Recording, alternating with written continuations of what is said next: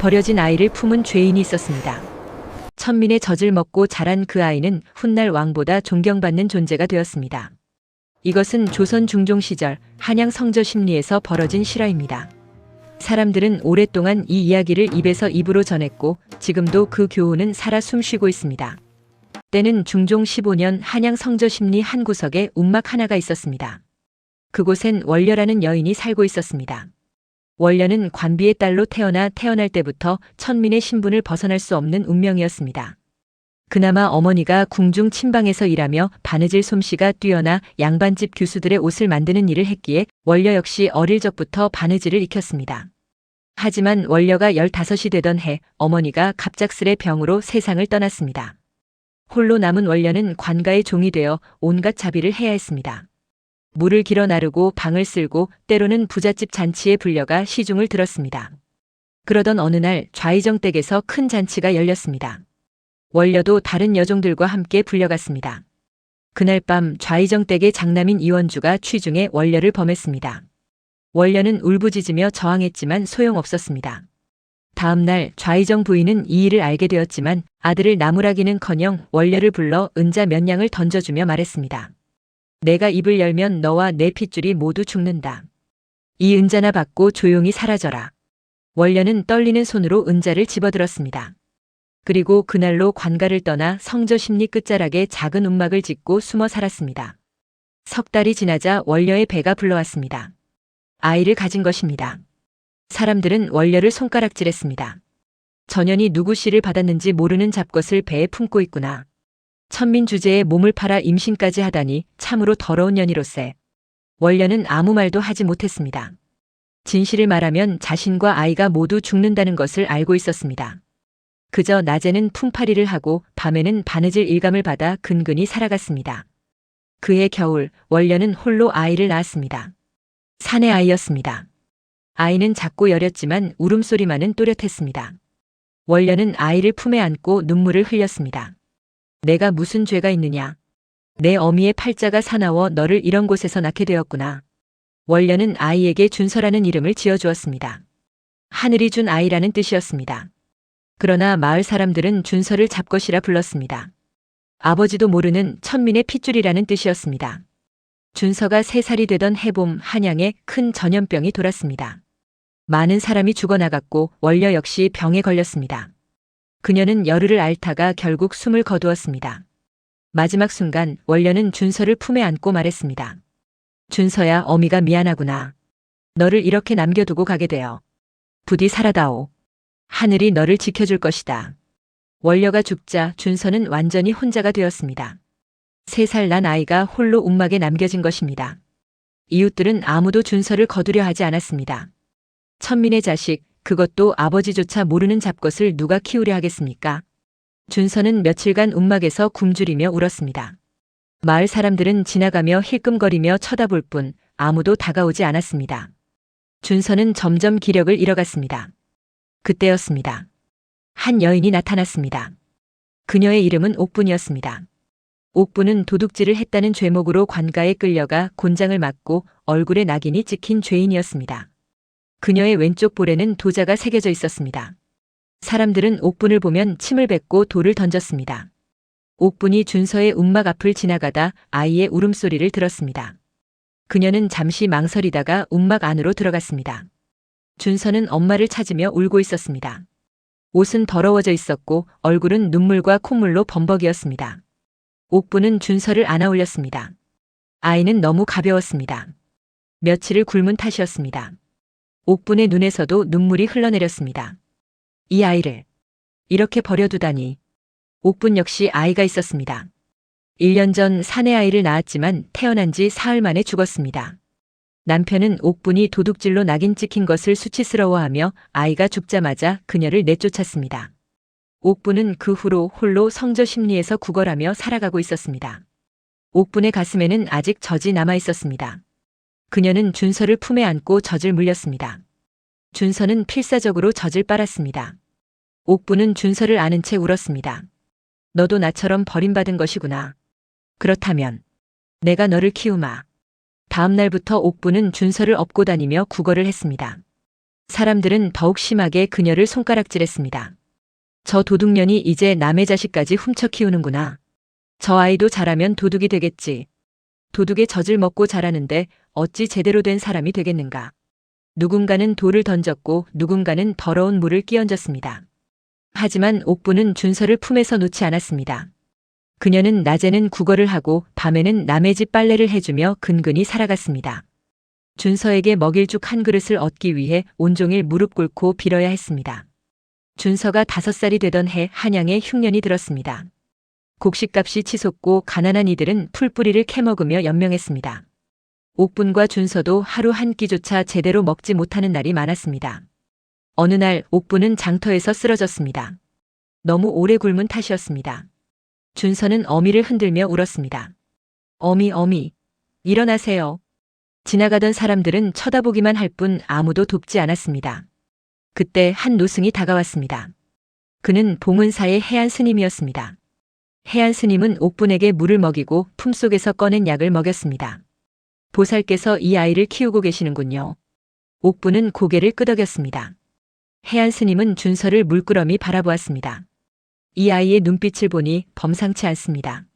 언젠가 큰 인물이 될 상입니다. 옥분은 웃으며 말했습니다. 스님, 희롱하지 마십시오. 이 아이는 천민의 자식이고 저는 죄인입니다. 어찌 큰 인물이 되겠습니까? 해안 스님은 고개를 저었습니다. 사람의 귀천은 하늘이 정하는 것이 아닙니다. 그 사람이 어떻게 사느냐가 귀천을 정하는 것이지요. 보살께서 이 아이를 키우는 것은 큰 공덕입니다. 하늘이 반드시 기억할 것입니다. 해안 스님은 은자 몇 냥을 주고 떠났습니다. 옥부는 그 돈으로 쌀을 사서 준서에게 따뜻한 죽을 끓여 먹였습니다. 준서는 해가 갈수록 총명하게 자랐습니다. 7살이 되자 스스로 글자를 배우고 싶다고 했습니다. 옥부는 난감했습니다. 그녀 역시 글을 읽지 못했고 글을 가르칠 돈도 없었습니다. 준서야, 우리 같은 처지에 글을 배우기는 어렵단다. 하지만 준서는 포기하지 않았습니다. 그는 서당 담 밑에 몰래 숨어 양반 자제들이 배우는 글을 엿들었습니다. 훈장이 가르치는 천자문을 듣고 모래바닥에 나무가지로 글자를 써가며 익혔습니다. 어느 날 서당 훈장인 김진사가 준서를 발견했습니다. 내 놈이 누구냐? 감히 천민 주제에 글을 배우려 하느냐? 준서는 고개를 숙였지만 대답했습니다. 소인도 사람입니다. 사람이라면 배울 수 있어야 하지 않습니까? 김진사는 화가 났습니다. 그는 하인들을 불러 준서를 내쫓으라 했습니다. 하지만 막상 준서가 쓴 글씨를 보니 놀랍게도 또박또박 정성스럽게 쓰여 있었습니다. 단 한 번 들은 것을 이토록 정확히 기억하고 쓰다니. 김진사는 잠시 망설이다가 말했습니다. 내 놈 이름이 무엇이냐? 준서라 합니다. 준서. 내 어미는? 얼굴에 낙인이 찍힌 옥분입니다. 김진사의 얼굴이 일그러졌습니다. 도둑의 자식이로구나. 썩 물러가거라. 다시는 이곳에 얼씬거리지 마라. 준서는 고개를 숙이고 돌아섰습니다. 옥부는 이 소식을 듣고 준서를 끌어안았습니다. 준서야, 미안하구나. 어미가 죄인이라 내가 이런 천대를 받는구나. 준서는 고개를 저었습니다. 아닙니다, 어미. 어미가 아니었다면 저는 진작 죽었을 것입니다. 어미는 제게 생명을 주셨습니다. 옥부는 눈물을 흘리며 준서를 꼭 껴안았습니다. 준서가 10살이 되던 해 성저심리에 큰 불이 났습니다. 바람이 세게 불던 날 어느 집에서 시작된 불이 순식간에 번졌습니다. 사람들은 혼비백산하여 도망쳤습니다. 그때 불길 속에서 아이 우는 소리가 들렸습니다. 마을 이장의 손자가 집안에 갇힌 것이었습니다. 사람들은 불길을 보며 어쩔 줄 몰라 했습니다. 이장은 무릎을 꿇고 애원했습니다. 제발 누가 우리 손자를 구해주시오. 하지만 아무도 나서지 않았습니다. 불길이 너무 거셌고 목숨을 걸 가치가 없다고 생각한 것입니다. 그때 준서가 앞으로 나섰습니다. 제가 가겠습니다. 사람들은 놀라며 준서를 말렸습니다. 내가 무엇을 한다고? 도둑의 자식 주제에. 하지만 준서는 이미 불길 속으로 뛰어들었습니다. 옥부는 비명을 질렀습니다. 준서야, 안 돼. 준서는 연기와 불길을 뚫고 집 안으로 들어갔습니다. 사람들은 숨을 죽이고 지켜보았습니다. 잠시 후 준서가 아이를 업고 나타났습니다. 그의 옷은 불에 타 있었고 얼굴은 그을음으로 시커멓게 변해 있었지만 아이는 무사했습니다. 이장은 준서에게 달려와 무릎을 꿇었습니다. 고맙소, 정말 고맙소. 내 손자를 살려주었으니 이 은혜를 어찌 갚으리까. 하지만 마을 사람들의 반응은 달랐습니다. 누군가가 수군거렸습니다. 저 아이가 불을 지른 게 아닐까? 그럴 수도 있지. 도둑의 자식인데 불을 못 지를 것도 없잖아. 그래, 자기가 불을 질러놓고 영웅 행세를 하는 거야. 소문은 순식간에 퍼졌습니다.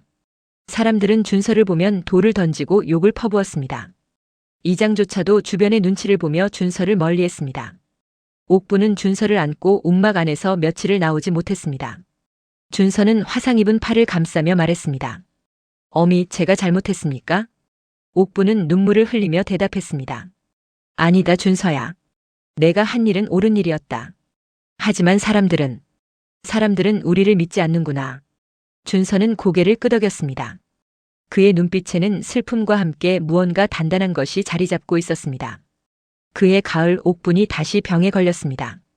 이번에는 더 심했습니다. 그녀는 자리에 누워 일어나지 못했습니다.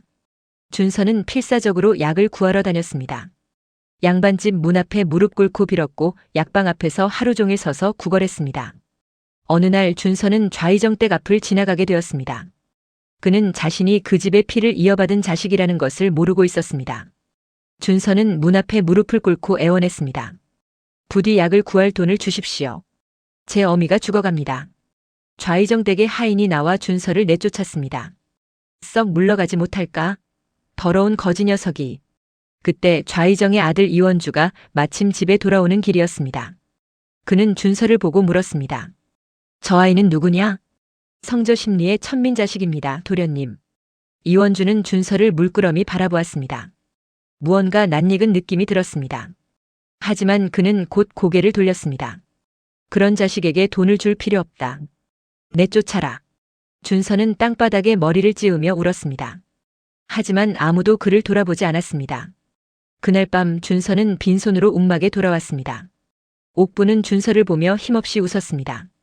준서야, 괜찮다. 어미는 이미 오래 살았다. 안 됩니다, 어미. 어미는 저를 살려주셨습니다. 이제 제가 어미를 살려야 합니다. 옥부는 준서의 손을 잡았습니다. 준서야, 어미가 죽거든. 사람들이 뭐라 하든 신경 쓰지 마라. 내가 옳다고 생각하는 대로 살아라. 선하게 살아라. 그것이 어미의 소원이다. 준서는 울먹이며 고개를 끄덕였습니다. 며칠 후 옥분이 숨을 거두었습니다. 준서는 12살의 나이에 완전히 혼자가 되었습니다. 그는 옥분을 묻을 땅조차 없었습니다. 공동묘지는 양반과 평민을 위한 것이고 천민은 그저 산속 어딘가에 버려지듯 묻혀야 했습니다. 준서는 사흘 밤낮을 걸어 산 깊숙한 곳에 옥분을 묻었습니다. 그리고 그 앞에서 절을 올렸습니다. 어미, 제가 반드시 사람답게 살겠습니다. 어미의 은혜를 잊지 않겠습니다. 준서는 다시 성저심리로 돌아왔습니다. 이제 그는 스스로 살아가야 했습니다. 그는 낮에는 장터에서 짐을 날랐고 밤에는 주막에서 설거지를 했습니다. 그리고 틈틈이 서당 담 밑에서 글을 배웠습니다. 세월이 흘러 준서는 16이 되었습니다. 그는 이미 천자문을 모두 익혔고 사서삼경의 많은 부분을 암송할 수 있었습니다. 하지만 그는 여전히 천민이었고 아무도 그를 제대로 된 사람으로 대우하지 않았습니다. 어느 날 한양에 큰 역병이 돌았습니다. 많은 사람이 죽어나갔고 시체를 치울 사람조차 부족했습니다. 양반들은 집 안에 숨어버렸고 관가의 관리들조차 도망쳤습니다. 준서는 홀로 거리로 나섰습니다. 그는 쓰러진 사람들을 업어 약방으로 데려갔고 죽은 이들을 묻어주었습니다. 사람들은 그를 보고 비웃었습니다. 저 바보 같은 놈을 보게. 제 목숨도 아까운 판에 남을 돕고 있구나. 천민 주제에 양반 흉내를 내는구나. 하지만 준서는 멈추지 않았습니다. 그는 매일 거리로 나가 병든 이들을 돌보았습니다. 어느 날 그는 쓰러진 노인 하나를 발견했습니다. 노인은 숨이 끊어지기 직전이었습니다. 준서는 노인을 업고 약방으로 달려갔습니다. 약방 주인은 고개를 저었습니다. 이 노인은 이미 늙고 병들어 살 가망이 없어. 약을 쓰는 것은 낭비일 뿐이요. 준서는 자신이 모아둔 돈을 모두 꺼내 약방 주인에게 주었습니다. 제발 약을 주십시오. 사람의 목숨에 귀천이 어디 있습니까? 약방 주인은 한숨을 쉬며 약을 내주었습니다. 준서는 일주일 동안 노인을 극진히 돌보았습니다. 물을 먹이고 약을 다리고 밤새 옆에서 지켰습니다. 일주일 후 노인이 눈을 떴습니다. 그는 준서를 보며 물었습니다. 내가 나를 살린 것이냐? 예, 어르신. 나는 아무것도 없는 늙은이인데 왜 나를 살렸느냐? 준서는 잠시 생각하다가 대답했습니다. 어르신도 사람이시니까요. 제가 어릴 적 어미께서 말씀하셨습니다. 사람은 사람답게 살아야 한다고. 저는 그 말씀을 지키고 싶었습니다.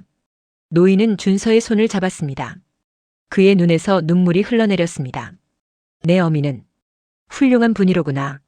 노인은 회복된 후 준서에게 자신의 정체를 밝혔습니다. 그는 전직 예조판서 박문수였습니다. 젊은 시절 청렴하고 정직한 관리로 이름을 날렸지만 권력 다툼에 휘말려 파직되고 재산을 모두 빼앗겼습니다. 그 후로 홀로 가난하게 살다가 역병에 걸린 것이었습니다. 박문수는 준서에게 말했습니다. 준서야, 내가 나를 살렸으니 내가 너에게 무언가 보답을 해야겠구나. 내게 남은 것은 아무것도 없지만 내가 가진 지식은 너에게 줄 수 있다. 내가 너를 가르치마. 준서는 감격하여 박문수 앞에 무릎을 꿇었습니다. 감사합니다, 어르신. 그날부터 박문수는 준서에게 학문을 가르쳤습니다. 경전을 가르치고 역사를 가르치고 백성을 다스리는 도리를 가르쳤습니다. 준서는 모든 것을 빠르게 흡수했습니다. 박문수는 놀라움을 금치 못했습니다. 준서야, 내 재능은 하늘이 준 것이다. 신분이 천하다고 해서 내 가치가 낮은 것이 아니다. 준서는 눈물을 흘리며 대답했습니다. 어르신, 하지만 세상은 저를 천민으로만 봅니다. 박문수는 고개를 끄덕였습니다. 그것이 세상의 잘못이다. 하지만 준서야, 내가 옳게 산다면 언젠가는 세상이 너를 알아볼 것이다. 준서는 박문수의 가르침을 받으며 날마다 성장했습니다. 그는 이제 경전을 자유롭게 읽고 시를 짓고 글을 쓸 수 있었습니다. 준서가 20살이 되던 해 한양에 큰 흉년이 들었습니다. 곡식이 귀해지고 가난한 백성들은 굶어 죽어갔습니다. 관가에서는 곡식을 풀어야 했지만 관리들이 곡식을 빼돌려 사복을 채우고 있었습니다. 준서는 이 사실을 알게 되었습니다. 그는 박문수와 상의했습니다. 어르신, 이대로 두면 수많은 백성이 죽습니다. 우리가 무엇을 할 수 있겠습니까? 박문수는 한숨을 쉬었습니다. 준서야, 우리는 힘이 없다. 관가를 상대로 무엇을 할 수 있겠느냐? 하지만 준서는 포기하지 않았습니다. 그는 직접 궁궐 앞으로 갔습니다. 그리고 상소문을 들고 국문 앞에 무릎을 꿇었습니다. 전하, 간곡히 상소 올립니다. 성저 심리의 백성들이 굶어 죽어가고 있습니다. 관리들이 곡식을 빼돌리고 있사오니 부디 살펴주소서. 국문을 지키는 나장들이 준서를 내쫓았습니다. 내 따위가 감히 상소를 올리다니. 내 신분이 무엇이냐? 소인은 천민입니다. 하지만 백성도 백성입니다. 나장들은 준서를 끌어내어 매질을 했습니다. 준서는 피를 흘리며 쓰러졌습니다. 하지만 그는 다음 날 또 국문 앞에 나타났습니다. 그리고 그 다음 날도 그 다음 날도. 사흘째 되는 날 이 소식이 중종의 귀에 들어갔습니다. 중종은 준서를 불러들였습니다. 내가 매일 국문 앞에서 상소를 올린다는 자냐? 준서는 고개를 숙였습니다. 예, 전하. 내 신분이 천민이라 들었다. 천민 주제에 감히 상소를 올리다니 내 죄를 알고 있느냐? 준서는 고개를 들어 중종을 똑바로 바라보았습니다. 소인은 천민이옵니다. 하지만 전하의 백성이기도 하옵니다. 백성이 굶어 죽는데 신분이 무슨 소용이옵니까? 중종은 준서의 눈빛을 보았습니다. 그 눈에는 두려움이 없었습니다. 오직 백성을 위하는 마음만이 있었습니다. 내 상소문을 보이거라. 준서는 상소문을 바쳤습니다. 중종은 그것을 읽었습니다. 상소문은 매우 구체적이었습니다.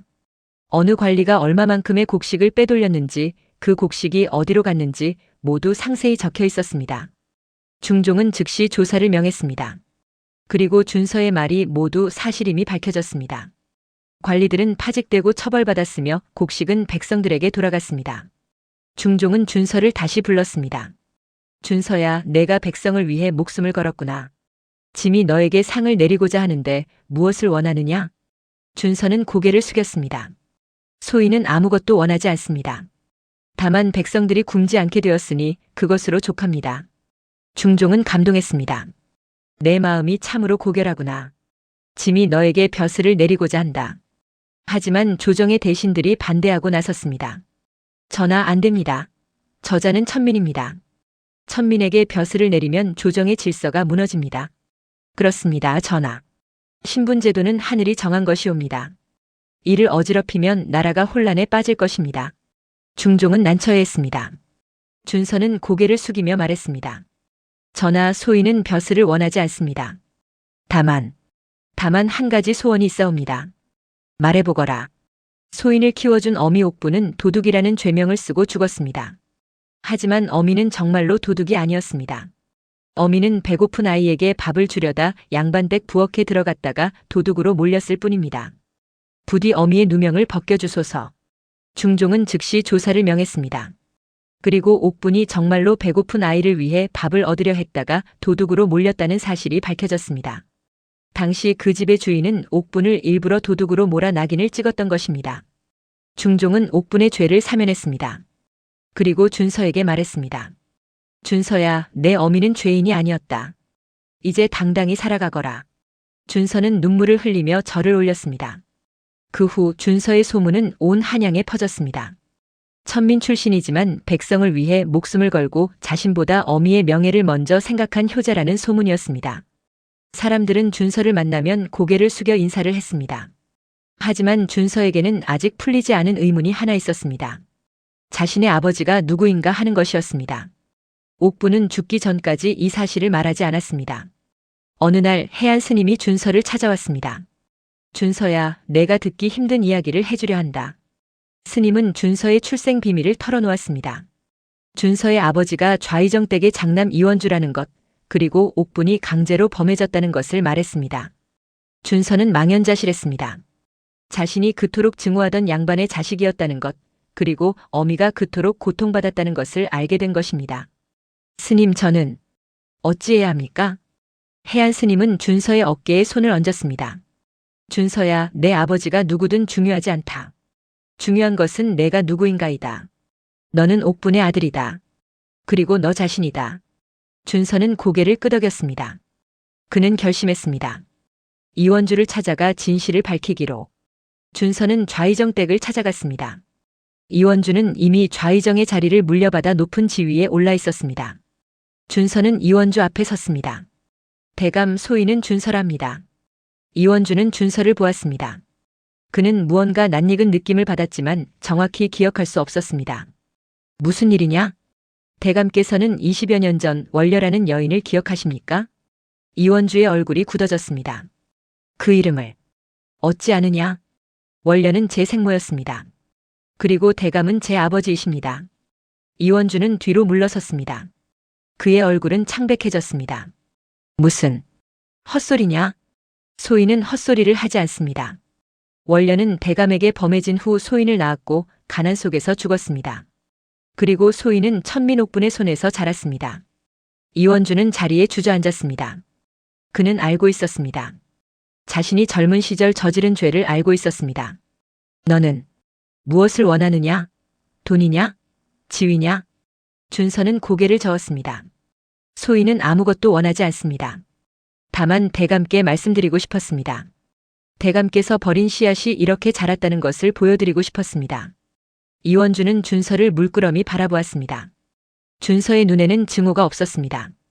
오직 담담함만이 있었습니다. 너는 나를 원망하지 않느냐? 처음에는 원망했습니다. 하지만 이제는 아닙니다. 대감이 제 아버지일지언정 저를 키운 것은 옥분 어미였습니다. 저는 옥분 어미의 아들입니다. 준서는 절을 올리고 돌아섰습니다. 이원주는 준서의 뒷모습을 바라보며 눈물을 흘렸습니다. 그 후 이원주는 변했습니다. 그는 자신의 죄를 뉘우치고 가난한 백성들을 돕기 시작했습니다. 그리고 준서에게 몰래 돈을 보냈습니다. 하지만 준서는 그 돈을 모두 돌려보냈습니다. 세월이 흘러 준서는 30이 되었습니다. 그는 여전히 천민의 신분이었지만 사람들은 그를 성인이라 불렀습니다. 그는 병든 이를 돌보고 굶주린 이를 먹이고 억울한 이를 변호했습니다. 어느 날 큰 가뭄이 들었습니다. 비가 석 달째 내리지 않아 논밭이 말라붙고 백성들이 기우제를 지냈지만 소용이 없었습니다. 중종은 친히 기우제를 지내려 했지만 하늘은 응답하지 않았습니다. 그때 누군가가 말했습니다. 전하, 성저 심리의 준서가 하늘에 빌면 비가 올 것입니다. 그는 진정한 성인이옵니다. 중종은 준서를 불렀습니다. 준서야, 내가 하늘에 빌어 비를 내리게 할 수 있겠느냐? 준서는 고개를 저었습니다. 저나 소인은 하늘의 뜻을 어찌 알겠습니까?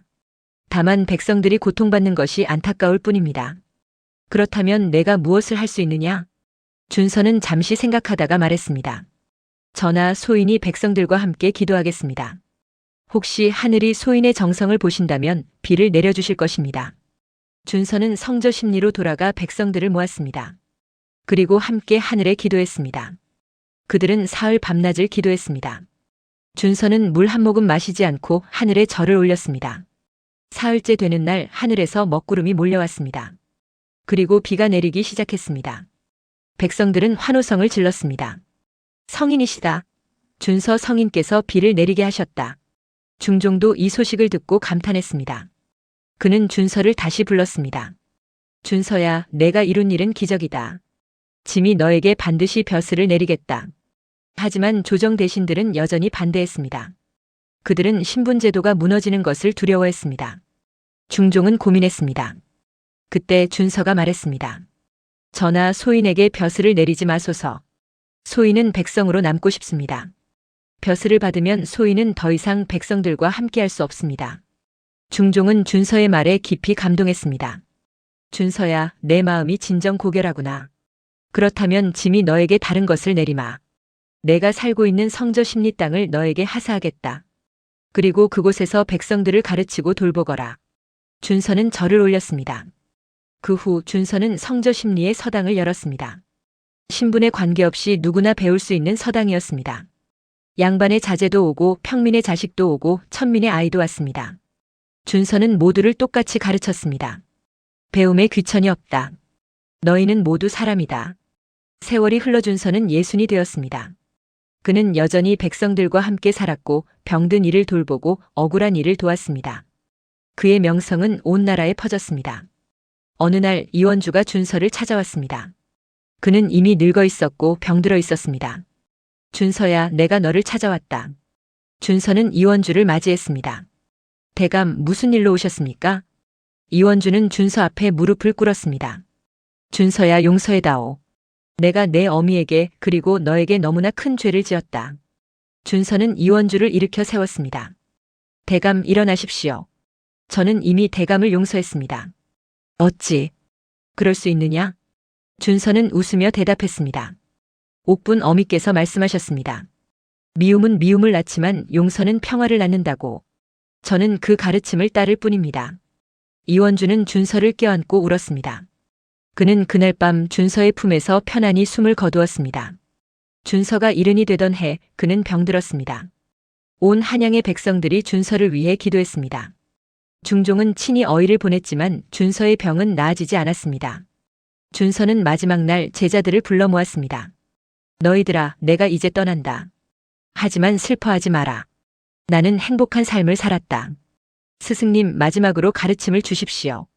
준서는 미소 지으며 말했습니다. 사람을 겉모습으로 판단하지 마라. 신분으로, 재산으로, 지위로 판단하지 마라. 사람의 가치는 그가 어떻게 사느냐로 결정된다. 선하게 살아라. 그것이 사람다운 삶이다. 준서는 그날 밤 조용히 숨을 거두었습니다. 온 한양이 슬픔에 잠겼습니다. 양반도 평민도 천민도 모두 준서의 죽음을 애도했습니다. 중종은 준서에게 성인이라는 시호를 내렸습니다. 그리고 성저 심리에 준서의 사당을 세우도록 명했습니다. 사당에는 이런 글귀가 새겨졌습니다. 천민의 저주로 자랐으나 성인의 마음으로 살았다. 하늘은 신분을 보지 않고 오직 마음을 본다. 사람들은 지금도 그 사당에 찾아가 절을 올립니다. 그리고 준서의 이야기를 자식들에게 들려줍니다. 이것이 바로 준서 성인의 이야기입니다. 사람들은 몰랐습니다. 천민으로 태어나고 죄인의 손에서 자랐어도 그 사람의 가치는 변하지 않는다는 것을. 준서는 평생 신분의 굴레에 갇혀 살았지만 그의 마음만은 누구보다 높은 곳에 있었습니다. 옥분이라는 여인도 마찬가지였습니다. 얼굴에 낙인이 찍혀 있었지만 그녀의 사랑은 그 어떤 양반 부인보다 고결했습니다. 그녀는 자신의 저주로 준서를 살렸고 자신의 희생으로 준서를 키웠습니다. 하늘은 신분을 보지 않습니다. 오직 그 사람이 어떻게 사는지를 봅니다. 준서와 옥분은 그것을 증명했습니다. 우리는 때때로 사람을 겉모습으로 판단합니다. 옷차림으로, 말투로, 직업으로, 재산으로. 하지만 진정한 사람의 가치는 그런 것들에 있지 않습니다. 그 사람이 얼마나 선하게 사느냐, 얼마나 다른 이를 사랑하느냐, 그것이 진정한 가치입니다. 준서는 왕이 되지 못했습니다. 벼슬도 받지 않았습니다. 하지만 그는 왕보다 더 존경받았습니다. 왜일까요? 그가 가진 것이 많아서가 아닙니다. 그가 베푼 사랑이 많았기 때문입니다. 옥분의 저주로 자란 아이가 성인이 된 이유. 그것은 옥분의 젖에 사랑이 담겨 있었기 때문입니다. 그리고 준서가 그 사랑을 기억하고 평생 그 사랑을 실천했기 때문입니다. 여러분도 기억하십시오. 사람을 판단할 때 그 사람의 신분이나 재산을 보지 마십시오. 그 사람의 마음을 보십시오. 그리고 여러분 자신도 마음을 귀히 여기며 사십시오. 덕은 반드시 돌아옵니다. 준서가 그것을 증명했고 옥분이 그것을 증명했습니다. 하늘은 언제나 지켜보고 있습니다. 그리고 선한 이에게는 반드시 복을 내립니다. 그것이 준서 성인이 우리에게 남긴 가르침입니다.